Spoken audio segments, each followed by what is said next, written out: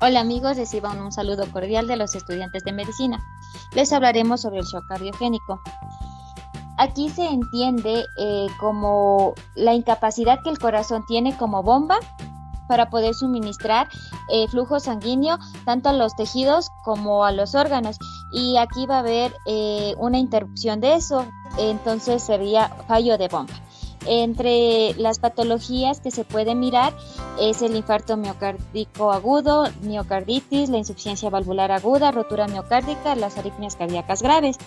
En el infarto miocárdico agudo, lo esencial es por la lesión y necrosis de una sección del músculo cardíaco que va a estar involucrada la disminución crítica del riesgo sanguíneo. Lo importante de sus formas clínicas es el dolor precordial, que va a ser más de 30 minutos, y para ello, para mejorar el dolor, es utilizando los opiáceos, y el dolor empeora cuando se está en reposo. También está lo que es la sudoración, las náuseas, la diarrea, piel pálida, frío, borborigmos, elevación también del segmento ST, y estas serían las formas típicas, pero también existen formas atípicas como es el dolor del miembro derecho y también de la mandíbula. Otra patología importante que pasa por shock cardiogénico es la miocarditis. Aquí esta se caracteriza por la inflamación de la capa media de la pared del corazón, y esto se da por infección viral. Se puede en su forma clínica mirar lo que es el dolor en el pecho, también la dificultad para respirar, igual una frecuencia cardíaca anormal.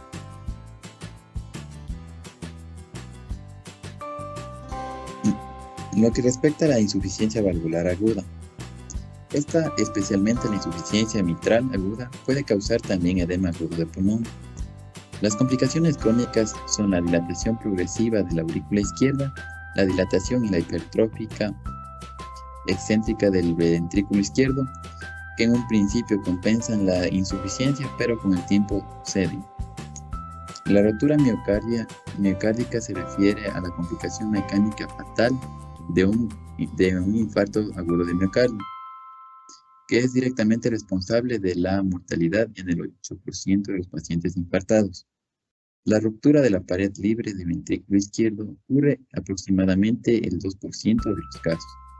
No se ha reportado hallazgo físico específico, pero se debe pensar cuando existe un rápido deterioro de la condición clínica. Las arritmias cardíacas graves. Los ritmos cardíacos peligrosos, tales como la fibrilación ventricular, este es un ritmo cardíaco muy anormal y es potencialmente mortal. La taquicardia supraventricular paroxística son episodios de frecuencia cardíaca rápida que comienzan en una parte del corazón, específicamente por encima de los ventrículos, y la palabra paroxística refiere a que es de vez en cuando. Y por último, la taquicardia ventricular es un latido cardíaco rápido que se inicia en los ventrículos. En cuanto a la fisiopatología, explicando lo que sucede en el ventrículo izquierdo, tenemos que el grado de disfunción ventricular va a ser el resultado del grado y porcentaje de la injuria aguda inicial, la isquemia reversible y la secuela necrótica. El corazón se beneficia con reducciones de la presión arterial como consecuencia de la menor poscarga, y a su vez sufre los efectos de una menor presión del flujo efectivo de la perfusión coronaria. La menor presión de la perfusión coronaria reduce el volumen minuto con consecuente disminución de la perfusión cardíaca y de órganos vitales. El flujo coronario se encuentra generalmente comprometido por la presencia de enfermedad aterosclerótica en vasos distintos a los que son culpables del infarto agudo al miocardio, con alteraciones metabólicas en el miocardio remoto. Libera catecolaminas que incrementan la contractilidad y el flujo sanguíneo periférico. En cuanto al ventrículo derecho, tenemos que aquí la disfunción del ventrículo derecho puede ser causa o contribuir al shock cardiogénico. La falla ventricular derecha limita las presiones de llenado del ventrículo izquierdo, disminuyendo el volumen minuto a causa de la interdependencia ventricular. Si bien su tratamiento se basa en mantener con volumen adecuado el ventrículo derecho, de tal forma que el ventrículo izquierdo ajuste adecuadamente su precarga. Las presiones de llenada del ventrículo derecho suelen superar los 20 milímetros de mercurio. La mortalidad del shock cardiogénico debido a la falla del ventrículo derecho es similar a la del ventrículo izquierdo, así también como el beneficio de la revascularización temprana.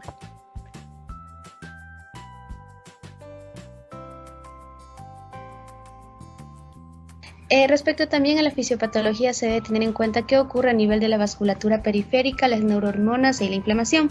Aquí va a existir lo que es una hipoperfusión tanto de las extremidades y de los órganos vitales, que van a ser características distintivas del shock cardiogénico. Entonces, primero va a existir lo que es un descenso del volumen minuto, es decir, un descenso de lo que es el gasto cardíaco causado por un infarto agudo del miocardio, y a su vez va a aumentar lo que son las catecolaminas circulantes y disminuir lo que es el calibre arteriolar periférico, y con ello la perfusión de los órganos vitales.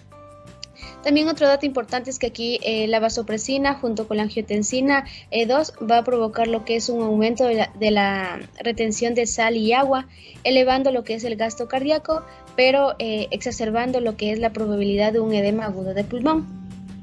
Otro dato importante aquí es que también van a jugar un papel importante lo que es la interleucina 6, como el factor de necrosis tumoral, que se van a encontrar elevados en estos pacientes con un infarto agudo del miocardio y con KILID-1, que posteriormente van a desarrollar lo que son lo que es el shock cardiogénico. Estos van a poseer dos características importantes: uno, que son propiedades cardiodepresoras, y otra es que van a alterar lo que son la función endotelial. Otro dato importante aquí es que el infarto agudo del miocardio se va a encontrar asociado con lo que es el óxido nítrico sintasa, cuyo efecto va a generar lo que es una vasodilatación de presión miocárdica, y también van a interferir con las acciones de las catecolaminas.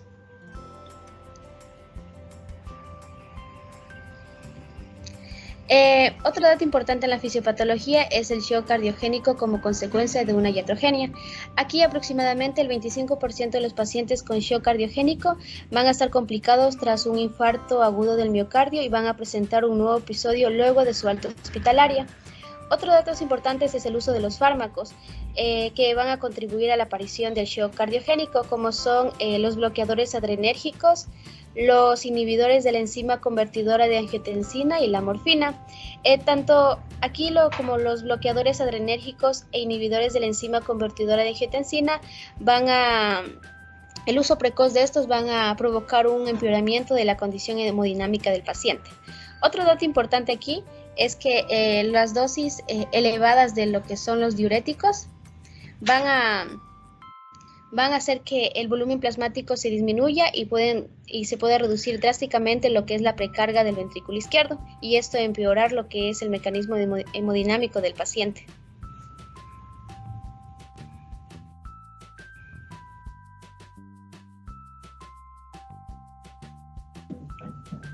En tanto al cuadro clínico, entendemos que las manifestaciones son variadas, siendo los síntomas de congestión vascular y de hipoperfusión tisular los más frecuentes. La combinación de ambos tipos de síntomas o la ausencia de alguno de ellos hacen tan diversa la presentación que puede generar errores diagnósticos y terapéuticos hasta un 30% de los casos, al basarse de manera exclusiva en datos clínicos.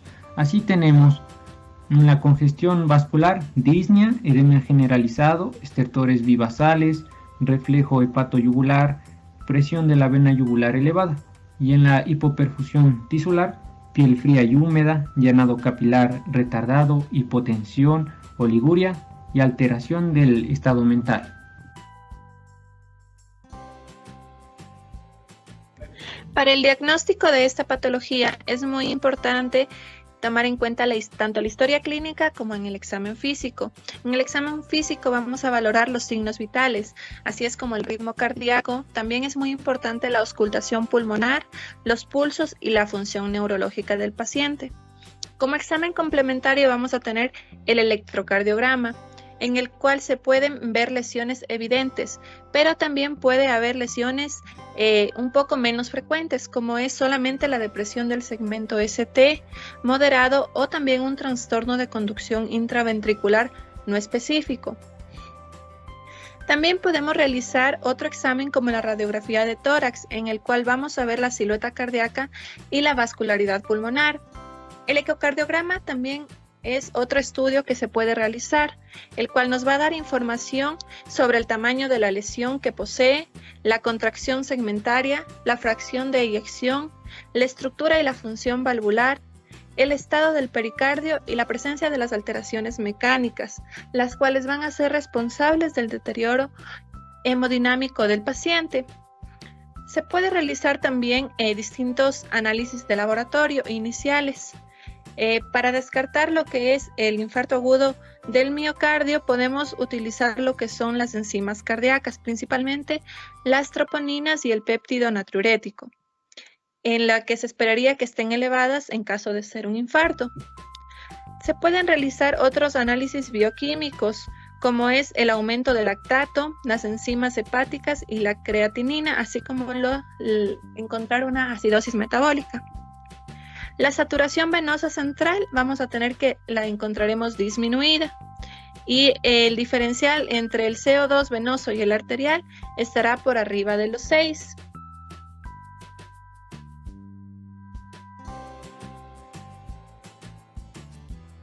En cuanto al tratamiento o manejo de shock cardiogénico,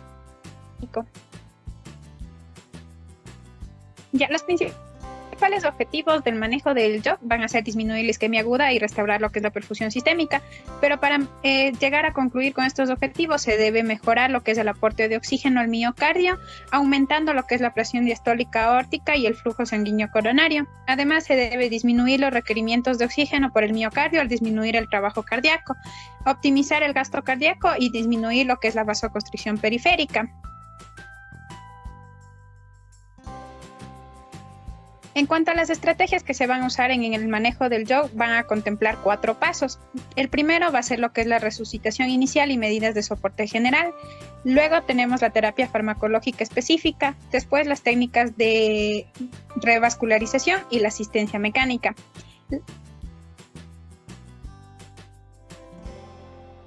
Ya, en cuanto a la resucitación inicial y medidas de soporte general, vamos a cumplir con 4 pasos. El primero de ellos va a ser una evaluación diagnóstica y la estabilización de la presión arterial con sustancias vasopresoras y el reemplazo del volumen en el caso de ser necesario. El segundo paso va a ser la intubación y la ventilación mecánica, especialmente si hay edema agudo pulmonar, manteniendo así lo que es la saturación mayor del 95%, y después se va a asociar con lo que es la terapia farmacológica para disminuir lo que es la congestión pulmonar. El tercer paso va a ser el manejo del dolor torácico, especialmente a base de lo que es la morfina, reconociendo que al disminuir el retorno venoso se podrá disminuir lo que es la presión arterial. Sin embargo, se puede disminuir también lo que es la congestión pulmonar y disminuir el consumo de oxígeno del miocardio. El cuarto paso va a ser que el manejo apropiado de los trastornos del ritmo cardíaco. Y el quinto paso va a ser que optimicemos el estado metabólico, corrigiendo la acidosis metabólica, el sodio, el potasio, el calcio y el magnesio. El segundo paso va a ser la terapia farmacológica específica. Esta va a tener como objetivo primordial el soporte de la circulación para mantener adecuada lo que es la perfusión coronaria. En este vamos a usar vasopresores. La administración, por ejemplo, de las catecolaminas intravenosas va a ser muy efectivo para elevar lo que es la presión arterial y el gasto cardíaco, con lo cual se va a mejorar el flujo sanguíneo coronario. El efecto cardiovascular de estas drogas que usemos va a depender de la dosis que administremos.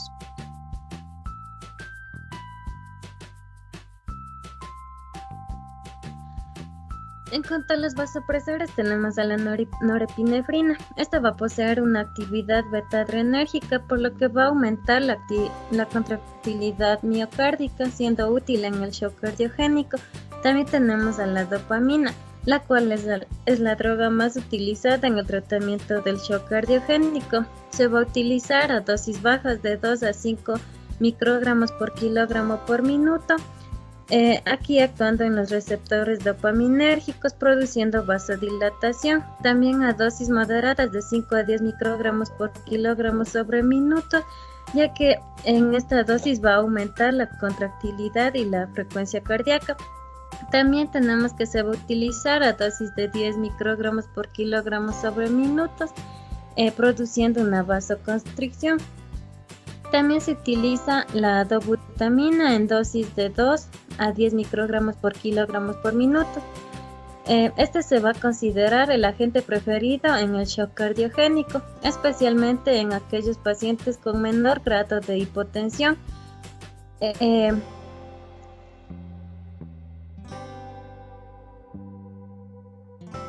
Como tercer punto tenemos la asistencia mecánica y la revascularización.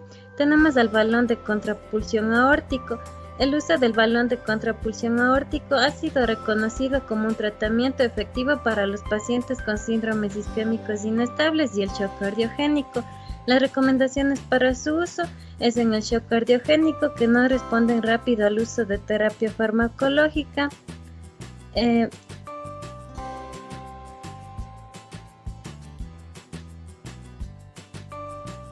También tenemos a la angioplastia coronaria. En la práctica diaria, la mayoría de los autores recomiendan la angioplastia coronaria y el stent con o sin balón de contrapulsión aórtico como el tratamiento de elección en el shock cardiogénico, siempre y cuando se tengan las facilidades y la experiencia necesaria.